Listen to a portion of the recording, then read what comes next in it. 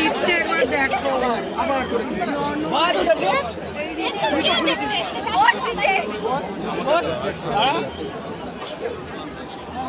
দেখো দিদারা দাঁড়াতে না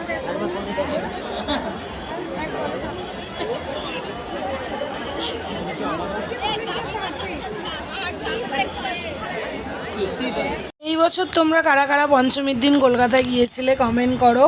প্রচণ্ড কষ্ট হয়েছিল দিদারায় ঢোকার সময়। লাইনে না তুমি এগাতে পারছো না পিছিয়ে যেতে পারছো। এই একটা ছোট্ট মানে জাস্ট একটা প্রোগ্রাম করেছে কিছু সাধুদেরকে নিয়ে, সেই নিয়ে এত মানে জমায়েত করেছে মানুষের, প্রচণ্ড কষ্ট হচ্ছিল। ছেলেরা অনেক এনজয় করছিল, কিন্তু আমাদের খুব বাচ্চাদের কষ্ট হচ্ছিল। থিমটা খুব ভালো করেছে, কিন্তু এটা কোনো কিছুই নয়। সেইটা দেখেই সবাই খুব এনজয় করছিল, একটু নাচ হচ্ছিল। এর জন্য প্রচণ্ড ভিড়, প্রচণ্ড টাইম লস হয়েছে ত্রিধারাতে ঢোকার আগেই।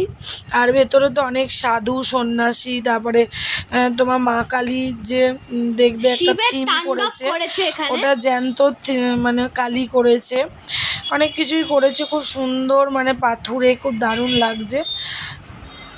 রিয়েল একদম মানে পাথর কেটে ঠাকুর, খুব সুন্দর, মানে এত সুন্দর করেছে। ভিতরটা তো অপূর্ব, মনে হচ্ছে আগেকার যুগের, অনেক বছর আগেকার মানে মন্দির। আমরা কোথাও বাইরে ঘুরতে গেছি, এত সুন্দর লাগছিল। অনেকক্ষণ অপেক্ষা করার পর ভিতরটা এসে যেন একটু শান্তি হয়েছিল। আর জ্যান্ত একদম মা কালীকে দেখছিলাম, মানে খুবই ভালো লাগছিল তখন। কিন্তু দাঁড়াতে দিচ্ছে না, প্রচণ্ড হুইসেল বাজাচ্ছে, মানে ভিডিওটা অনেক।